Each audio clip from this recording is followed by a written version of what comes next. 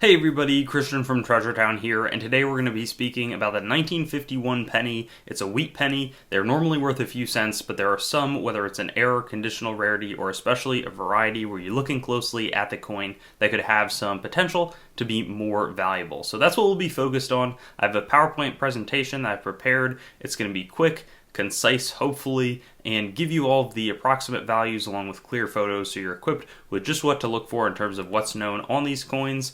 And let's head over to that presentation right now.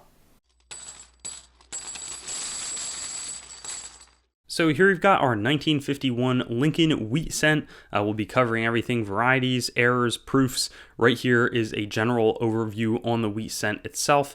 Not much that I'm going to focus on here. If you'd like to pause it, that could be a smart move if you're not that familiar with the series. But the 1951 cent itself, if you can spend the money to get it graded, which is probably going to be about $20-25, and it can come back in a red designation, mid-state 66 and up, that'll be worth it. Starts at about $70, can range up to $7,000 for mid-state 67 plus, and there's about 280 million minted, so you're trying to compete for the upper end of that. And then there's also, of course, going to be the proofs. 1950, they had brought it back after a hiatus. The coins that are really going to be worth money are the cameo and deep cameo, which is varying degrees of how frosty the wheat ears and the 1 cent and Lincoln's bust is compared to the fields around it, if it's sort of mirrory on the sides. And there were only 57,500 made, so anything that comes back with the cameo or deep cameo also going to be worth grading. There's also a double die obverse.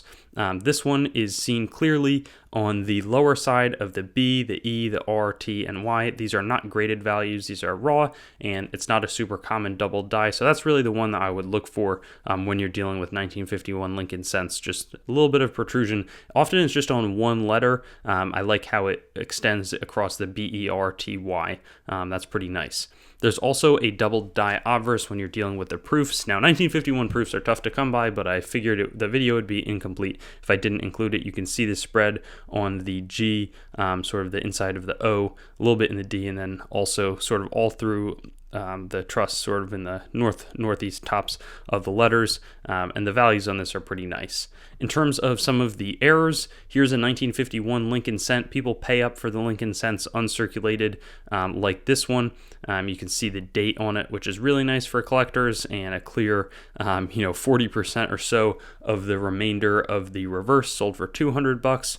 This one was it was not worth grading the coin. It only sold for $30 here, but it was on a 14% rolled thin planchet, so the planchet wouldn't be that much underweight, but a little bit underweight, and clearly did not, people didn't notice that until it was worn all the way down to a VF25. Just an interesting example of how there can be errors.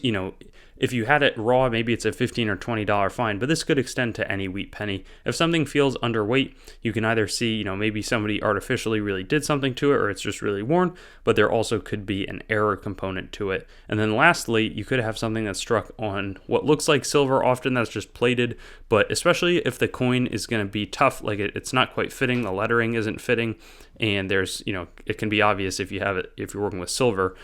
This would have been destined for a 90% silver Roosevelt dime planchet. Instead, we've got a $750 error that I'm sure would have increased by now. Interesting to see that it did circulate. People didn't immediately pull it out, but whoever did had a good, return on investment from 1 cent to $750. So there you go. That's what we've got here between the errors, varieties, proofs, and just conditional rarity. A lot to know on this one, and hope that this video was helpful. Thanks for watching the video. I'd encourage you to like the video, comment, and make sure to subscribe to my channel. And I also have Facebook, Instagram, Twitter, and some other social media platforms. You can also go to my main channel website, treasuretownYT.com, to learn more about the channel and sort of stay in contact.